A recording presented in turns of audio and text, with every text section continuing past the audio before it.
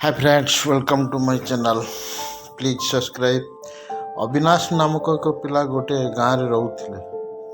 अविनाश पाठ ना साठ कौन भल नाला। से जड़े चुपचापिया बालक, तेणु गाँव में कि विद्यालय तांकर सांग नथिले। जेतेबेले मनीष मानवीय बंधु पाए ना सेतेबेले सेमाने जीवजंतु पशुपक्षी किंबा गछ सहित बंधुता करती। अविनाश घर सामने आंब गछ थिला।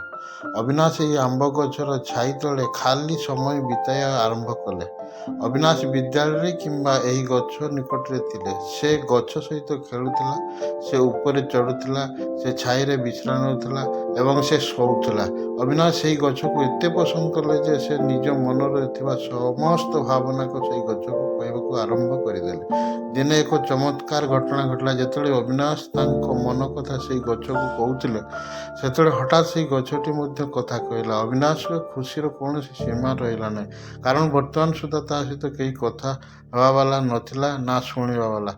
वृक्ष कही जे अविनाश परी घनिष्ठ बंधुता देखी से निजक अटकाई पारिबे नाही एवं से कहवाकू बाध्य होते, किंतु अविनाश परी जड़े बंधु पाई से बहुत खुशी। यही वृक्ष सहित अविनाश अभ्यस्त हो जाते। वृक्ष अविनाश को सांग परी पुओ परी देखा आरंभ कले। तांको विषय चिंता करने लगे। अविनाश खुशी रे खुशी हेबा एवं तांको दुखरे दुख करने आरंभ कला। मनुष्यर प्रकृति से समय सहित परिवर्तन करते समय बदलीगला। अविनाश बड़ हेले, एबे से कॉलेज जावा आरंभ कले।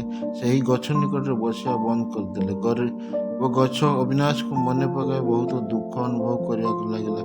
थे अविनाश जाऊता देखी गछ ताको डाकिला। गछ अविनाश को कहला, अविनाश आस मो पाखे बसी किसी कथा को। अविनाश कहते ना, तुम सहित बसी कथबार्ता करने मोर पर्याप्त समय ना, कारण बर्तमान मत कॉलेज जावाक पड़ो एवं मुझे चिंतित जे कॉलेज फी क्यों पाइबी।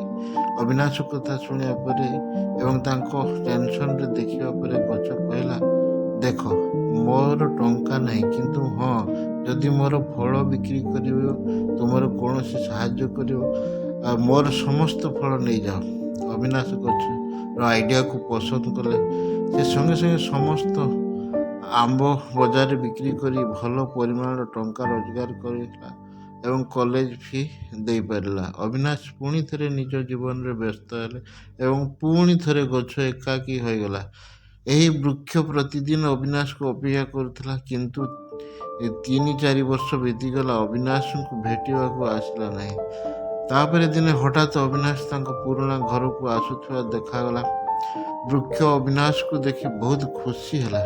वृक्ष निज को अविनाश को डाकी कहला, अविनाश आस मो सहित बस, चलो किसी काम करिया। अविनाश गछ को कहला, मु बर्तमान विवाहित थिबारु मु मो सहित तुम सहित बस पारि ना, मोर चाकरी अच्छी, किंतु बर्तमान मोर दरमा मोर यही पुराना घर को नुआ करने यथेष्ट नुहे।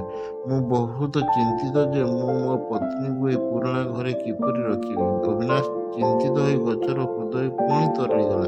गछ अविनाश कहला, मोर समस्त शाखा काटी तुम घर को नुआ कर, यह तुमर समस्या समाधान कर। अविनाश गछर समस्त शाखा काटी बजार बिक्री करी टंका रोजगार कले। से निजर पुराना घर को भड़ा दे अन्यत्र रहिबाक गले। गछटी पुणी थे एकुटिया होगला। वृक्ष वर्तमान आशा छाड़ी देछि जे यह अविनाश को केबे भेटिबो कि नाही। यार शाखा काटिया पर गछटी संपूर्ण नष्ट हो जाइथिला। ना फूल किंबा फल पत्र किसी शोभा पाऊ नथिला। 30 वर्ष बीतीगला। तापर दिने जड़े वृद्ध बाड़ी साहाଯ୍य बुलुवा देखिले, आड़ को आउजिले। गछटी जत्नर सह देखागला एवं सही व्यक्ति को चिन्हला, यह अविनाश व्यतीत आउ कहीं नुहे। से गछरे पहुंचा पर गछ ताको कहला, दुखित बंधु बर्तमान मोर तुमर को देवार किछि नाही। अविनाश कहते, मु किछि चाहे नहीं किंबा मोर कौन इच्छा बाकी नहीं। मु केवल तुम पाखे बसी तुम सहित कथा हेबाकू चाहे। पुराना अविनाश गछ को आलिंगन कला भली लगला। से अनाबना एवं जनशून्य आंब गछरे नुआ कांड उठिला। बंधुगण, यही कहानी अन्यत्र ଅତ୍ୟନ୍ତ ସ୍ପର୍ଶକାତର। ଯଦି ଗଛ, ଉଦ୍ଭିଦ ଓ ପ୍ରାଣୀ କଥା ହେଇପାରନ୍ତି ନାହିଁ, ତେବେ ସେମାନେ ଏହି ଗଛର ଗୋଡ଼ ପରି ହୋଇଥାନ୍ତି, ସତ୍ୟ, ବିଶ୍ୱସ୍ତ ଏବଂ ନିଃସ୍ୱାର୍ଥପର। ଆସ, ଏହାକୁ କଳ୍ପନା ବିଷୟ, କିନ୍ତୁ ଭାବ, ଆମର ପିତାମାତା ଏହି ଗଛକୁ ପସନ୍ଦ କରନ୍ତି ନାହିଁ କି? ଏବଂ କୌଣସି ସ୍ଥାନରେ ଆମେ ସେହି ଅବିନାଶଙ୍କ ଚରିତ୍ର